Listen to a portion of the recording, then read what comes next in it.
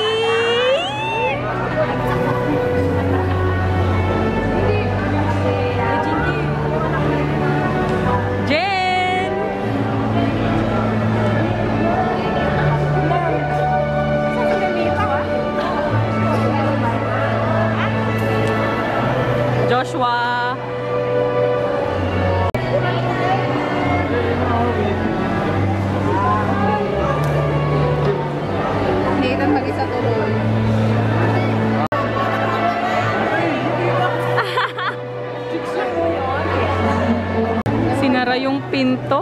Ayun. Naloko namin sa bar, hindi na magbabago isip mo. Wala, hindi makita yung groom.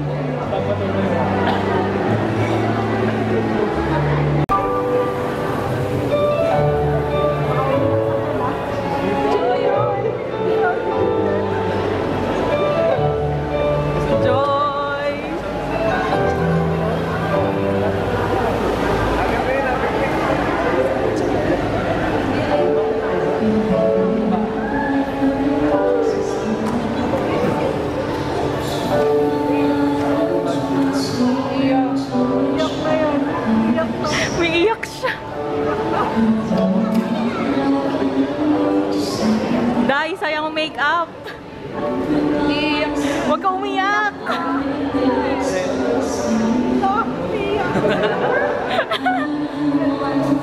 Naiyak si Kabe.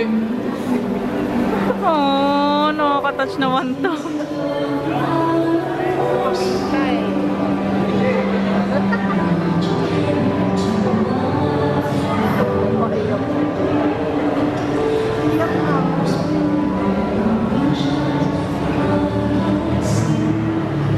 Joy!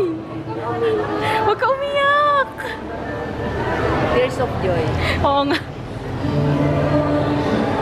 Tears of joy. Talagang tears of joy. Ready, blow.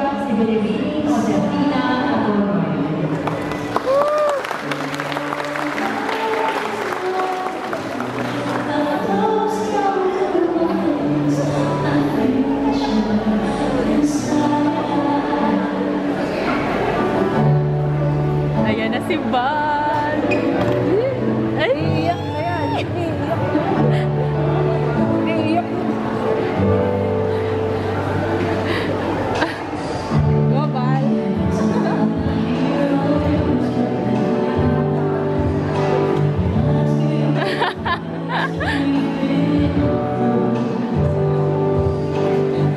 Talagang umechos tayo dito, Jinky.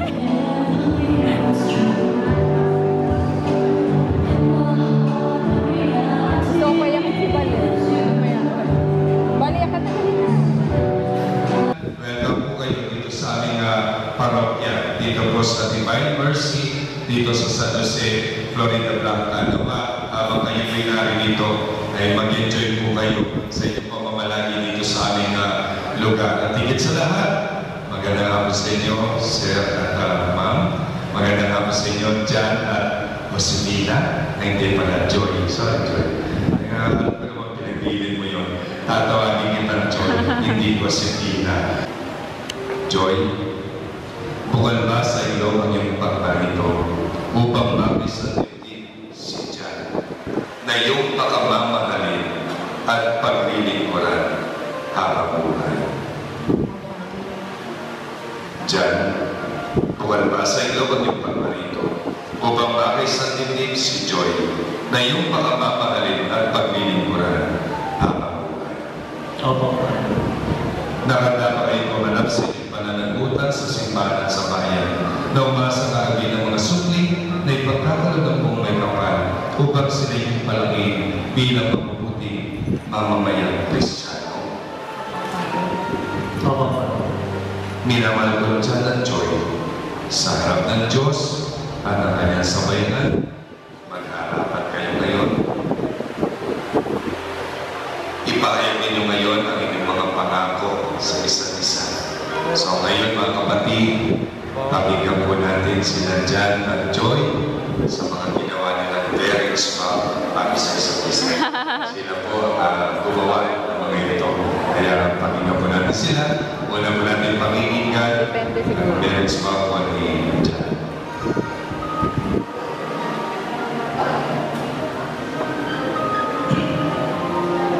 Wala siyang Una po sa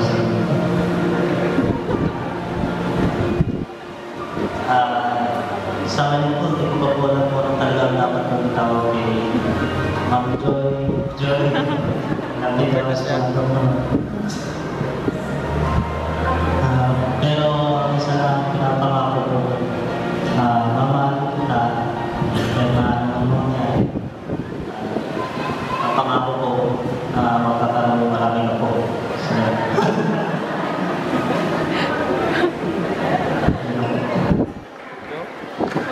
maraming apo. Kaya naman po pakinggan po natin ang marriage vow po ni Joy. Yung magamagulo. Sobrang hirap na yun. Nakakahal talaga ako eh. Papamahal ko na sa'yo. Kahit di ako masyadong marunong. Pero sinasabi ko pa rin na masarap. Kahit walang lasa, maalam. Hindi mo pa rin ako. Nakikita ko naaway. Pero yung pag-aaway na yun, paglalamig ko lang.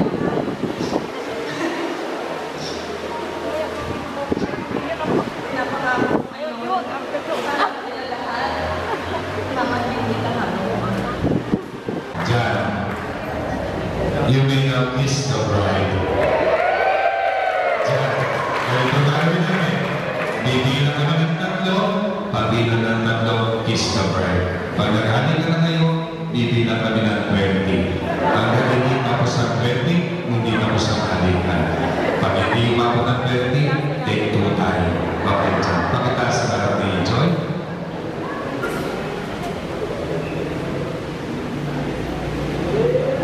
Ito na po. Sabay-sabay po tayo. 1, 2, 3. 1, 2, 3, 4, 5, 6, 7, 8, 9, 10. Palapag po lang sila. Please nalagay sa kanyang kapagmat and the picture. Congratulations. Yes, mag-iisaw muna kami. Hi guys! Hindi na kami nag-attend ng reception kasi medyo madilim na sa labas, tapos maulan.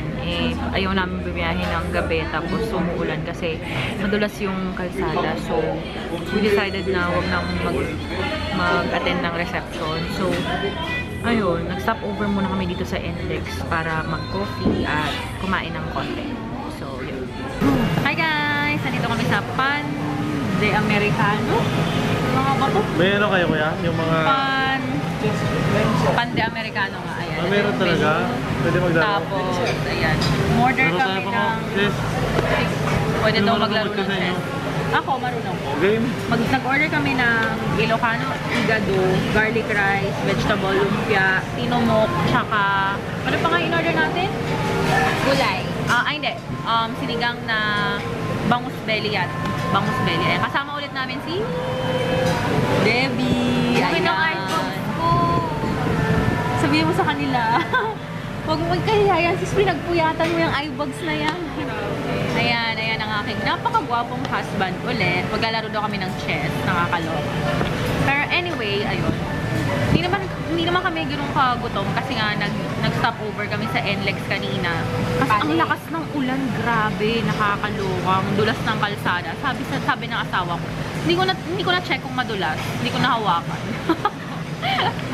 Anyway, ayun. Ayan o, naglalagay siya ng mga pang-chess. And si Debbie. Gustong gano'n niloloko ko ni kuya. Ba't parang parehas ko? Ayan. Bakit ako? Wag ako. Hi guys! Nakauwi na kami. And yun lang yung ganap ngayong araw. Bukas, as usual, mag-church kami. Then, di ko lang sure kung anong oras kasi medyo pagod kami ngayon. Tapos, yun. Magtatanggal na ako ng makeup and I'll see you guys tomorrow. Bye! Good morning guys! Punta kaming church. Daanan lang namin si Debbie tsaka si G. Tapos, diretso na kami ng Robinson's Mandaluyong. Ayan, kasama ko ulit ang aking gwapong husband. Ayan. Hi guys! Kasama na namin si Debbie tsaka si G. Ayaw pakita ni G. G! Ayan. Oh! Paano ba naman? Ayan. Medyo traffic kasi guys sa EDSA, kaya medyo nasa-stress na naman yung asawa ko. EDSA naman tuloy sa akin. C5! Nasa C5 kami. Ano ba yan? Anyway, papunta kami ng church. So, yun. Guys, nandito na kami sa loob ng Victory. mag-attend lang kami ng service. Yung asawa ko, nagpaayos muna ng sasakyan kasi biglang umusok, nakakaloka. But anyway, ayun, hindi na ako mag-vlog while ongoing yung service kasi gusto kong maintindihan ng mabuti. Char! Hi guys! Kakatapos lang ng service. Ayan, pababa na kami. Papunta kami sa parking. Pupunta kami ng market kasi magpapacheck up ako sa derma. Ayan yung asawa ko. Marami kasi akong rashes ngayon, guys. Nakaka-stress. 8,000 na gusto natin sa kaya. Ayan, magpapaayos kami ng sasakyan. Medyo may kamahalan siya. So, yun. Bili na naman siya ng dalandan juice. Ayan, favorite niya talaga to.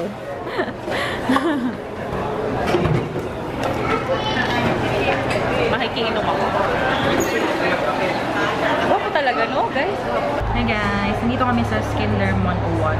Ito ko naisipang magpa-check up kasi ito lang yung nakita namin, parang may derma. Hindi ko kasi alam dito sa market kung saan pa meron, pero ito yung nakita kong parang may doktor talaga. So, yun. Hinihintay ko na lang yung turn ko. Tapos, update ko kayo ulit mamaya. Ang daming tao dito sa market.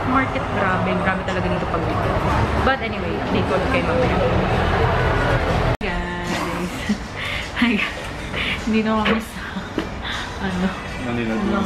Manila Derm. Lumipat kami kasi doon sa Skin 101. Pinaghintay kami ng matagal. Nakakaloka. Alam mo yun. Sabi nung babae, wala naman daw ibang nagpapakonsult for consultation. Although maraming tao, pero may mga procedure kasi yun. Ngayon, wala naman daw iba. Tapos biglang sabi niya, yung derma daw, darating 4 PM. 3:30 pa lang. Sabi ko, sige, okay lang, 30 minutes lang naman kami maghintay.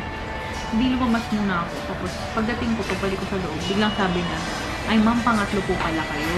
From sabi niya na walang ibang magpapakonsult, pangatlo na daw ako. Sabi ko, okay, sige. Tapos lumabas ako ulit para kumain saglit.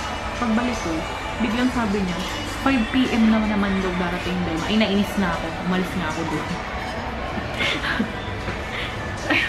Ano ba naman yan? Ayan ang salarin, guys.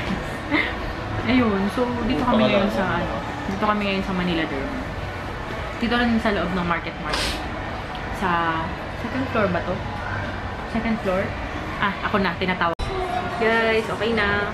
Medyo mababa lang daw yung immune system ko kaya ako nagkaroon ng rashes. Tapos binigyan ako ng reseta na bath soap, lotion, tapos mag-vitamin C din daw ako, sabi ni Doc. Ayun. Tapos may topical gel din pala or cream na ilalagay dun sa mga rashes na nagsisipag-appear. Nakakaloka. But anyway, ayun. Wait, papakita ko sa inyo. Ayan. Ito yung cream. Yan yung lotion. Tinago na ni ate yung sabon. Ayan. Ano ba to? Ito yung body wash. Ayan. Ito yung lotion.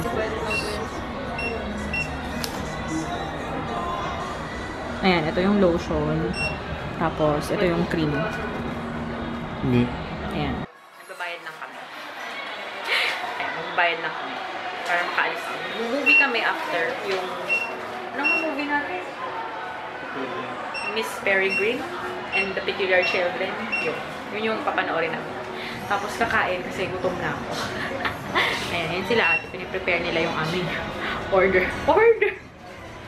I mean yung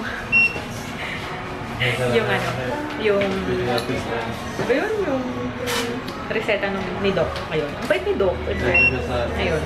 Guys, kain muna kami ng takoyaki. Ayan.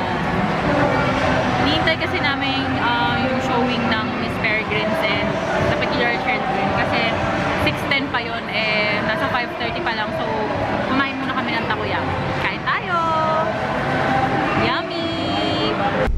Hi guys! Kakatapos lang ng movie and pauwi na kami. Tapos yun yung nangyari ngayong weekend. I'm gonna close this vlog na dito guys kasi wala na kami gagawin, pauwi na lang kami. So yun, ito yung kasama ko ulit yung husband ko na nagda-drive ngayon. Hindi nyo masyado kita kasi medyo madilim na. But anyway, ayan, nag-focus na finally. Okay, I'll see you guys on my next vlog. Bye! Mwah!